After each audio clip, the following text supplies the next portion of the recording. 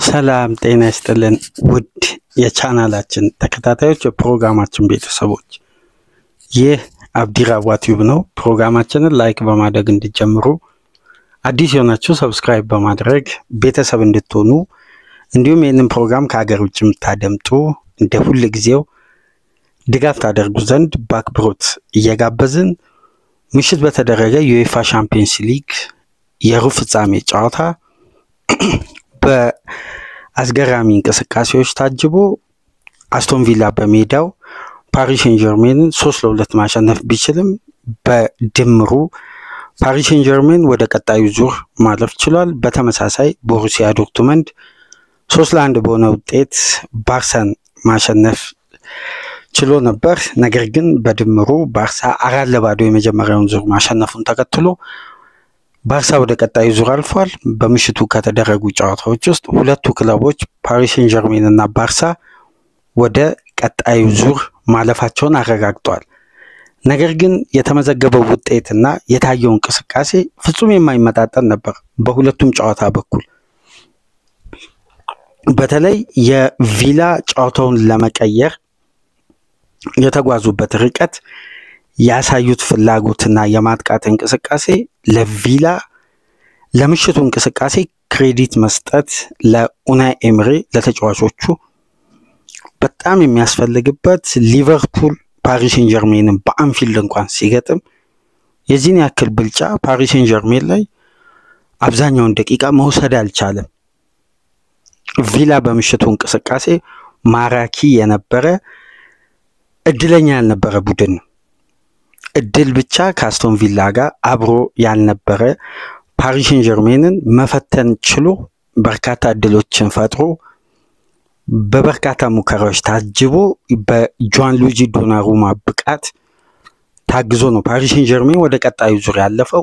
አንድ ግብ ብቻ እየጠበቀ የነበረው ቪላ ያችን ግብ ለማግኘት ተቸግሮ ነው እንግዲህ 3-2 ቢያሸንፍም ፓሪስ ሴን ጀርሜን በሜዳው 3-1 ማሸነፉን ተከትሎ 5-4 በሆነ ውጤት ወደ ቀጣዩ ዙር ፒኤስጂ ማለፍ የቻለው። ጨዋታው በተጀመረ እንግዲህ ገና በጊዜ ነው ግቦችን መመልከት የጀመርነው። 11ኛ ደቂቃ ላይ የፓሪስ ሴን ጀርሜኑ ፉልባክ የቀኝ ስፍራ ተጫዋች አሽረፍ ሀኪሚ 11ኛ ደቂቃ ከቪላ የማጥቃት እንቅስቃሴ በመልሶ ማጥቃት ፓሪስ ሴን ጀርሜን በጥሩ የኳስ ሽግግር ቀዳሚ መሆን ቻለ። 27ኛ ደቂቃ ላይ ኑኖ ሜንዴዝ የፓሪስ ሴን ጀርሜንን መሪነት ወደ 2 ግብ ያሰፋበት እንዲሁም በቻምፒየንስ ሊግ እስከ ሩብ ፍጻሜ ጨዋታ ድረስ 30 ግቦችን ያስቆጠረ ብቸኛ ቡድን እንዲሁም ፓሪስ ሴን ጀርሜንን ያስቻለችዋን ግብ አስቆጥሮ ነበር።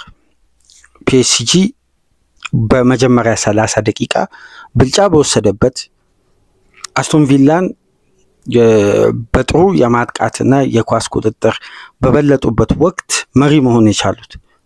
ከዛም በኋላ ነው እንግዲህ የቪላ የበላይነት ለቀጣይ 60 ደቂቃዎች በቪላ ፓርክ የተመለከትነው። አልፎ አልፎ የፓሪስ ሴን ጀርሜን አስደንጋጭ ሙከራዎች ቢኖሩ በኳስ ቁጥጥር ፓሪስ ሴን ጀርሜን በሙከራና በማጥቃት በኩል ቪላ ተሽሎ የምሽቱ ፉክክር ለገለልተኛ እግር ኳስ ቤተሰብ ፍጹም ማራኪ የነበረ በርካታ ትዕይንቶችን ያየንበት አስደናቂ የግል ብቃት በማርከስ ራሽፎርድ አማካኝነት የተመለከትንበት ጨዋታ ነበር። 34ኛ ደቂቃ ላይ ዩሪ ቴለማስ ቪላን ወደ ጨዋታ የመለሰችዋን ግብ ማስቆጠር ቻለ።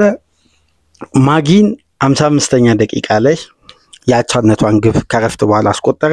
በ2 ደቂቃ ልዩነት ኤዝሪ ኮንሳ ከማርከስ ራሽፎርድ ማይነስ የተደረገለትን ኳስ አስቆጥሮ ቪላ ወደ ጨዋታው 100% ተመልሶ እንግዲህ ወደ ተጨማሪ ደቂቃ የሚያሻግረውን ቀሪ 33 ደቂቃ አካባቢ ከተጨማሪ ደቂቃ ጋር ወደ 36 ደቂቃ ቪላ ትላልቅ አደጋዎችን እየፈጠረ የፓሪስ ሴን ጀርሜን ግብ ጠባቂ ክህሎት ታክሎበት ቪላን እንግዲህ ከዚህ ውድድር ውጭ አድርጓል። እንደ እንግሊዝ ክለብ በሩብ ፍጻሜ በዚህ ደረጃ ቪላ ፓሪስ ሴን ጀርሜን ላይ ብልጫም ማጥቃት ይወስዳል ተብሎ አልተጠበቀም።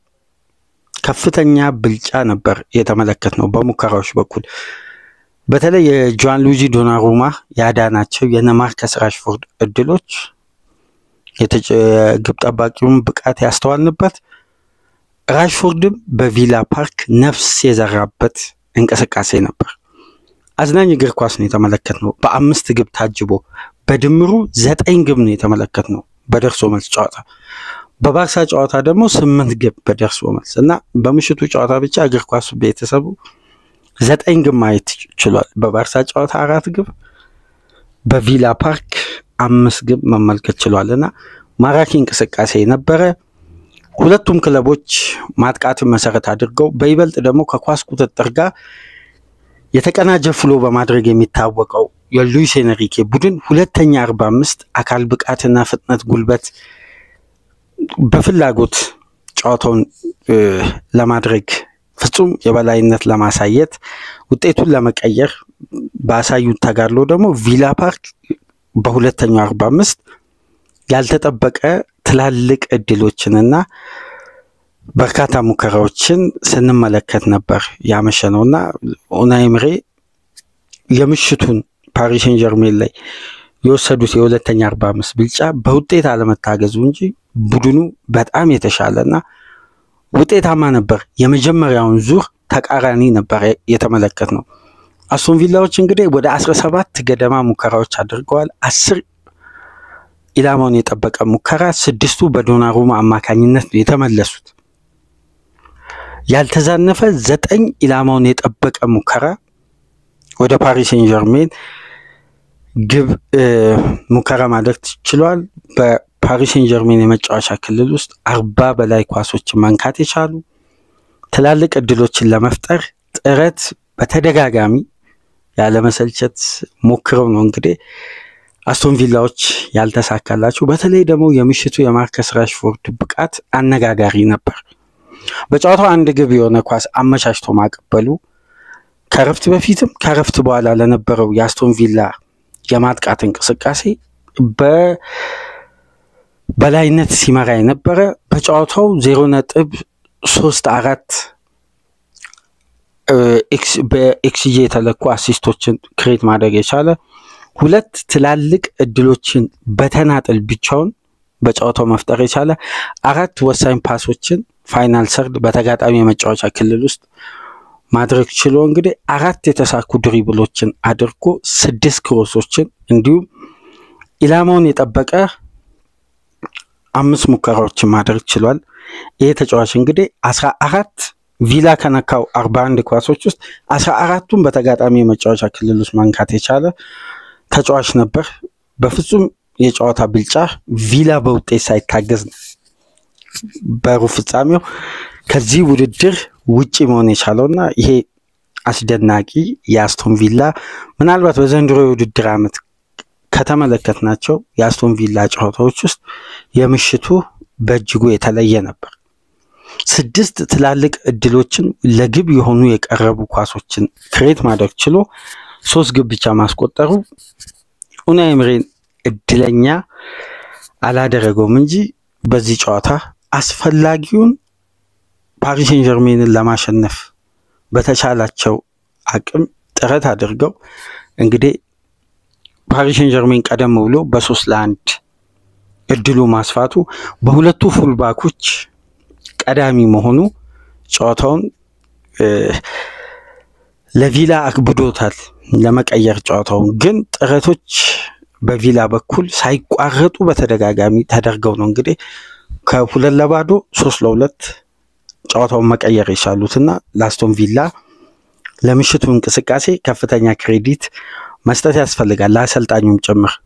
እና በምሽቱ ጨዋታ ከተመለከትናቸው አንዳንድ እንቅስቃሴዎች ውስጥ ከረፍት በፊት የፓሪስ ሴን ጀርሜን አማካዮችና ሁለቱ ፉልባኮች የነበራቸው የማጥቃት እንቅስቃሴና ፋይናል ሰርድ በቀላሉ በሽግግር ኳስ ለማለፍ የሚያደርጉት ጥረት በስኬት ሲጠናቀቅ ነበር። ከፍተኛ ኢነርጂና ፍጥነት ከረፍት በፊት አውጥቶ የተጠቀሙት ፓሪስ ሴን ጀርሜኖች ከረፍት በኋላ ዋጋ በሚያስከፍል ደረጃ ነው እንግዲህ ብልጫ የተወሰደባቸው። ነገር ግን በነዛ በሁለተኛ 45 በአስቶን ቪላ ጫና ውስጥ ሆኖ ቡድኑ ኳስን አረጋግቶ በራሱ የመጫወቻ ክልል ውስጥ በቢልድ አፕ ተረጋግቶ መጀመርን የሚመርጥ በእነዚህ ሁሉ የአስቶን ቪላ ማጥቃቶች ውስጥ የማይደናገጥ ወይም ካሰበበት ይዞ ከመጣው የጨዋታ መንገድ ምንም አይነት ለውጥ ሳያደርግ ባቀደበት መንገድ ነው ማሳካት የቻለው። 611 ፓሶችን አድርጎ 540ውን በስኬት አጠናቆ ነው ፓሪስ ሴን ጀርሜን በጨዋታው ተሸንፎ ወደ ቀጣዩ ዙር ማለፍ የቻለውና ይሄ በፓሪስ ሴን ጀርሜን በኩል የነበረው ጥንካሬ ነው። የራሳቸውን ያጫወት መንገድ እስከ መጨረሻ ደቂቃ ድረስ ሳይቀይሩ በዛው መልክ ይዘው በመጡት ፎርም አጥቅተው አድቫንቴጅ ወስደው ውጤቱ ተቀይሮ እንኳን ፒኤስጂ በዛው መንገድ ነበር ጨዋታውን ለማጠናቀቅ የሞከረውና በሻምፒየንስ ሊግ ታሪክ ለመጀመሪያ ጊዜ በሩብ ፍጻሜ 24.9 ዓመት አማካይ የሆነ የተጫዋቾችን ስብስብ ይዞ የቀረበበት ምሽት ነበርና ለፓሪስ ሴን ጀርሜን እንግዲህ ምሽቱ በውጤት ደረጃ ስኬታማ የነበረ ጨዋታው ላይ ግን በተለይ ሁለተኛ 45 የቪላ ፍላጎትና የፓሪስ ሴን ጀርሜን ጥንካሬ ላልቶ ነበር የታየው። ቪላ በከፍተኛ ሁኔታ ማጥቃት ፓሪስ ሴን ጀርሜን እንደ ሊቨርፑል ጨዋታ እንደ መጀመሪያው ዙር የቪላ ጨዋታ አልነበረም። በሁለተኛው 45 በተለይ የቪላ የበላይነት ያስተዋልንበት ጨዋታ ነበር። ግሩም እንቅስቃሴ አይተናል። በማራኪ መልሶ ማጥቃት ክፍት የሆነ እንቅስቃሴ በርካታ ሙከራዎችን ድካም አልባ እንቅስቃሴዎችን ስንመለከት የነበረበት የነ ማርከስ ራሽፎርድ ምን ያክል አቅም እንዳላቸውና ይሄ ተጫዋች ለአስቶን ቪላ በውሰት ኡናይ ኤምሬ በጃንዋሪ ካመጡበት ጊዜ አንስቶ ሲያሳይ የነበረው እድገትና ለውጥ ምናልባት የተጫዋቹን አቅም አውጥቶ አሟጦ መጠቀም በዩናይትድ በኩል የታየው መዳከም እንጂ የራሽፎርድ ብቃት እንዳልሆነ የምሽቱ ጨዋታ ያረጋገጥንበት ነበር። የራሽፎርድ እንቅስቃሴ ፍጹም የሚያስደንቅ ነው። ከጨዋታው መጠናቀቅ በኋላ እንግዲህ የጨዋታው ኮከብ ብሎ ዩኤፋ የመረጠው ኦስማን ዴምቤሌ ነበር። ዴምቤሌ ግን ደስተኛ አልነበረም። ይሄን ኮከብ ተጫዋችነት ምርጫ ለመቀበል ፈቃደኛ አልሆነምና በኢንተርቪው ሲጠየቅ ዶናሩማ ነው የጨዋታው ኮከብ መባል ያለበት ከኔ ይልቅ እኔ በራሴ ብቃት ደስተኛ አይደለሁም ብሎ እንግዲህ ግዴታው ስለሆነ ተቀብሎ ነው ወደ መልበሻ ክፍል የገባው እንጂ ጨዋታው ከተጠናቀቀ በኋላ ዴምቤሌን እዛ ጋር አስተባባሪዎች የዚህ ጉዳይ መሪ የሆኑ ዩኤፋ ተወካዮች እንግዲህ በተወሰነ መልኩ ዴምቤሌ ጥሎውን ሽልማቱን ጥሎ ወደ መልበሻ ቤት ሲገባ አስቆመውት ነው በድጋሚ አናግረውት ሽልማቱን የሰጡትና ምን ያክል በጨዋታው ላይ የዶናሩማ ተጽዕኖ ከፍ ማለቱን ኦስማን ዴምቤሌ ራሱ በነበረው እንቅስቃሴ በተደጋጋሚ ለፓሪስ ሴን ጀርሜን 7 ኢላማቸውን ከጠበቁ ሙከራዎች ውስጥ 3ቱን ማድረግ ችሎ ግን አንድም ግብ ማስቆጠር አልቻለምና ተጫዋቹ በራሱን ብቃት ደስተኛ አልነበረም። በዚህ ውድድር ዓመት እንግዲህ ባለፉት በሁሉም ውድድሮች ባደረገው ጨዋታ ከ30 በላይ ግቦች ላይ በቀጥታ ተሳታፊ መሆን የቻለ ይሄ ፈረንሳዊ እንግዲህ በምሽቱ የሁለቱ ፉልባኮችን ተጽዕኖ ያክል ባገኘው አጋጣሚ በነበረው የድሪብል ቴክኒክ ፓሪስ ሴን ጀርሜን ብልጫ በወሰደባቸው አጋጣሚዎች የተገኙ እድሎችን ወደ ግብ ለመቀየር ልክ እንዳምነው ይሄ ተጫዋችም ሲቸገር ነበርና በአጠቃላይ ግሩም እንቅስቃሴ አይተን ፓሪስ ሴን ጀርሜን ወደ ቀጣዩ ዙር ማለፍ ችሏል። ባርሳና ዶርትመንድ በሲግናል ኢዱና ፓርክ ባደረጉት ጨዋታ እንግዲህ የዶርትመንድ አጀማመርና እስከ ተወሰነ ደቂቃ ድረስ በራሳቸው መረብ ላይ እስከሚያስቆጥሩበት ደቂቃ ድረስ የነበረው ፍላጎትና ማጥቃት የተለየ ነበር። በጨዋታውም አንድ ግብ አስቆጥረው ሌላ ተጨማሪ ግብ ተሽሮባቸዋል። በ11ኛ ደቂቃ ላይ ጉራሲ በፍጹም ቅጣት ምት 49-76 ላይ ይሄ ተጫዋች እንግዲህ ሃትሪክ መስራት ችሏል። በዘንድሮ የውድድር ዓመት በአስገራሚ ሁኔታ የሻምፒየንስ ሊግ ኮከብ ግብ አስቆጣሪነትን እየመራ ነው የሚገኘው በ13 ግብ ከራፊኛ በመብለጥ አሁን ላይ መሪ የሻምፒየንስ ሊግ ኮከብ ግብ አስቆጣሪ ነውና 3-1 የኒኮ ኮቫች ዶርትመንድ ማሸነፍ ችሏል። ባርሳ በምሽቱ ጨዋታ እንደ ወትሮ አልነበረም።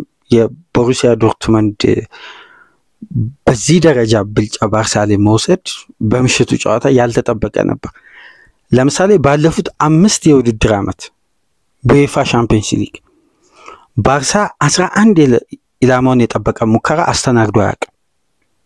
ለመጀመሪያ ጊዜ ነው በምሽቱ ጨዋታ እንዲህ አይነት ሪከርድ የተመዘገበው። 11 ኢላማውን የጠበቀ ሙከራ ባርሳ ላይ ባለፉት 5 የውድድር ዓመት የትኛውም ቡድን መሞከር አልቻለም። በምሽቱ ጨዋታ ግን ዶርትመንድ ይሄን ማድረግ ችሏል። እንዲሁም በጨዋታው ዶርትመንዶች ከ3ቱ ግብ ውጪ እስከ 3.89 ኤክስጂ ክሬት ማድረግ ችለዋል። ነገር ግን ማስቆጠር የቻሉ 3 ግብ ብቻ ነው። ከዛ በላይ ማስቆጠር እድል ነበራቸው። የደጋፊው ድባብ የነበረው እንቅስቃሴ የቦሩሲያ ዶርትመንድ ውጤቱን ለመቀየር ያሳየው ፍላጎት ፍጹም የተለየ ነበር። 3.89 ኤክስጂ ክሬት ያደረገው ዶርትመንድ በራሱ መረብ ላይ ያስቆጥሮ እንጂ በባርሳ ክፍት በሆነ እንቅስቃሴ የተቆጠረ ግብ አይደለም። ባርሳ በጨዋታው 1 ኤክስጂ እንኳን ክሬት ማድረግ አልቻለም። በዘንድሮ የውድድር ዓመት ለመጀመሪያ ጊዜ ከግማሽ በላይ ኤክስጂ ባርሳ ያስመዘገበበት ነው። 0.49 ኤክስጂ ነው ያስመዘገበው። ቦሩሲያ ዶርትመንድ 18 ሙከራ አድርጓል። ከዚህ ውስጥ እንግዲህ 11ዱ ነው ኢላማቸውን የጠበቁ ያልተዛነፉ ሙከራዎች ማድረግ የቻሉትና ይሄ በቦሩሲያ ዶርትመንድ በኩል የነበረውን የማጥቃት እንቅስቃሴና ይሄ ውጤት ለመቀየር ተስፋ ባለመቁረጥ ከ4-0 ውጤት ወደ ተጨማሪ ደቂቃ ቢያንስ ለመጓዝ ያደረጉት ጥረት በቦሩሲያ ዶርትመንድ በኩል ፍጹም የሚደነቅ ነበር። እንግዲህ ለመጀመሪያ ጊዜ ነው ሃንሲ ፊሊክ በቦሩሲያ ዶርትመንድ በአሰልጣኝነት ዘመኑ ሲሸነፍ። ከዚህ ቀደም 8 ጨዋታ አድርጎ 8ቱንም አሸንፏል፣ በባየር ሙኒክም በባርሳ።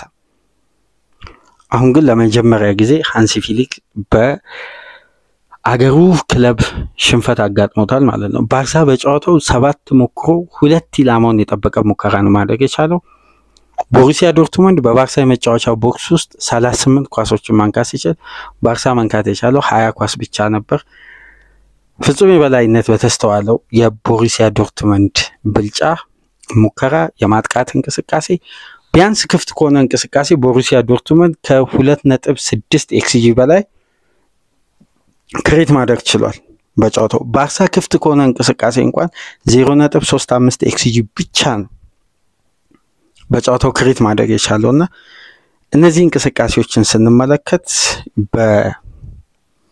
በቦሩሲያ ዶርትመንድ በኩል የነበረው ፍላጎትና የማጥቃት እንቅስቃሴ በውጤት አልታጀበም። ሁለቱም ባለሜዳ ክለቦች እንግዲህ በምሽቱ ጨዋታ ውጤቱን ለመቀየር የተቻላቸውን ጥረት አድርገው ነገር ግን ቀደም ተብሎ በተመዘገበው ውጤት ምክንያት ይሄው የጨዋታ ድምር ውጤት ለመቀየር ተቸግረው እንግዲህ በስተመጨረሻም ቪላም ዶርትመንድም በሁለተኛው ዙር ባሳዩት ፍጹም ውጤቱን ለመቀየር በነበራቸው ጥረት አስደናቂ እንቅስቃሴ አሳይተው በውጤት ሳይታጀብ እንግዲህ ይሄ ቡድን